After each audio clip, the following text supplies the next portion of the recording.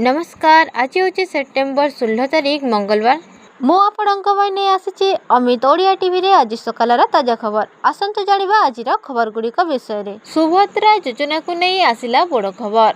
सुभद्रा रे बाद पड़ी 2 लाख रु अधिक हिताधिकारी।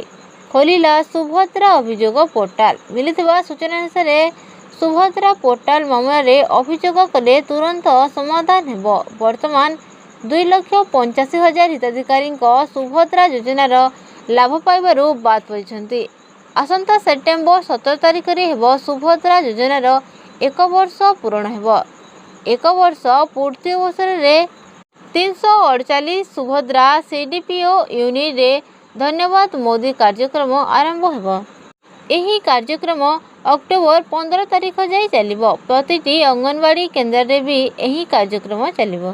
परवर्ती खबर है पीएम किसान 6 मास बढ़िला केवासी अवधि। एही दिन मिलिबो परवर्ती किस्ती। मिलिथिबा सूचना अनुसार पीएम किसान योजनार बाद पड़िथिबा चाषीଙ୍କ ପାଇଁ बड़ खबर। एही योजनार लाभ उठाइबाकू पुणी चाषीଙ୍କୁ सुजोग दैछन्ति राज्य सरकार। केंद्र सरकार एही विकासमूलक योजना रे वर्तमान सुधा राज्यर 34 लाख रु अधिक चाषी उपकृत हो सारे। एही योजना रे मिलुवा सहायता राशि कृषि और कृषक कल्याण धारा को आहुरी त्वरान्वित करिछि। परवर्ती खबर है टिकेट बुकिंग को नहीं बड़ घोषणा। 1 अक्टोबर रे लागू होबाकू जाउछि बड़ नियम। आसंतु जानिबा भारतीय रेलवाई ऑनलाइन टिकेट बुकिंग सिस्टम रे एक बड़ परिवर्तन करिछि। रेलवाई बोर्ड यात्री मानिक पई नूतन टिकेट बुकिंग नियम घोषणा करिछि। एही नियम अक्टोबर 1, 2025 रु लागू हेबो। तेबे एही नियम केवल सही लोक मानक पई लागू हेबो जो मानकर आधार जांच करा जायछि। सेमाने रिजर्वेशन खोलिवा परे प्रथम 15 मिनिट पई ऑनलाइन टिकेट बुकिंग करि परिबे।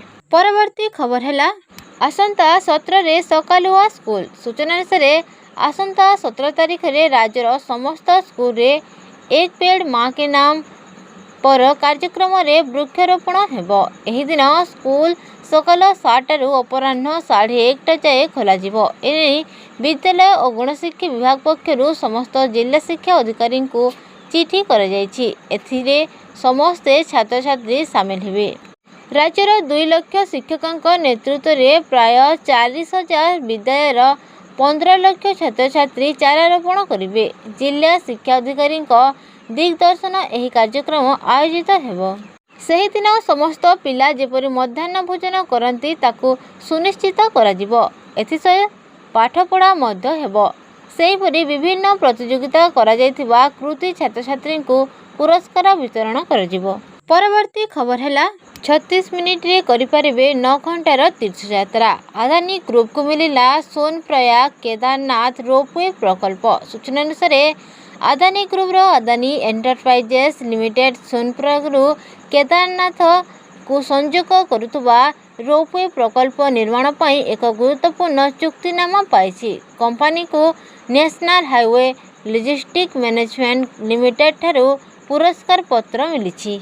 एही प्रकल्प अदानी एंटरप्राइजेस रो रोड मेट्रो रेल एवं जल विभाग द्वारा निर्माण करा जिवो। कंपनी कहिछि जे एहा सहित एथिरे 4,081 कोटी टंका निवेश करिवो। परवर्ती खबर है केंद्र मंत्री चेतावनी 15 सीट न देले 100 सीट रे लड़िबू। मिलुवा सूचना अनुसार सीट भागबंटा को नहीं बिहार रे छिंडुनी राजनीति। यार भितर केंद्र रे मंत्री थिबा हिंदुस्तान आवाम मोर्चा रो अध्यक्ष जीतन मांझी गत रविवार प्रेसमिट रे एक बड़ बयान रखिछन्ति। से कहिछन्ति जे कोनोसी ना कोनोसी भाव रे तांको दल को एक स्वीकृति प्राप्त दल बनाइबा तांकर लक्ष्य रहिछि।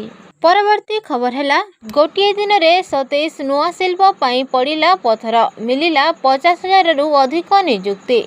सूचना अनुसार राज्य में शिल्पायन को मिली बल। मुख्यमंत्री गतकाली 27टी नुआ शिल्प प्रकल्पर भित्तिप्रस्तर स्थापन करिसेंति। शिल्पी सह ओडिया अस्मिता को नहीं चलीछु बोली मुख्यमंत्री कहिसेंति। पूर्व सरकार को भी टार्गेट करिसेंति मोहन माझी। राज्य शिल्प इतिहास रे जोड़ी होइछि आयो एक स्वर्णीय अध्याय।